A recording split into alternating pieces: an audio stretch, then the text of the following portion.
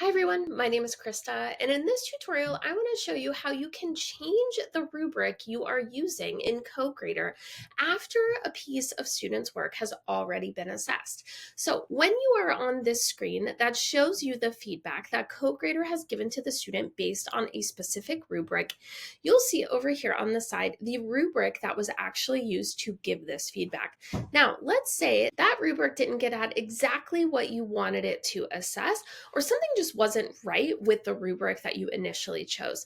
So what you can do is come over here and just click on that rubric, and then you can choose a different rubric from your library that better fits the goals you had in mind for that assignment, or you can go over to CoGrader's library and you can choose a new rubric from their vast collection of rubrics that you can use. So I think this rubric might be a better fit for this specific assignment. So I'm going to click on it and just make sure, is this going to be a better fit, a better assessment of what I am looking for in my students' work?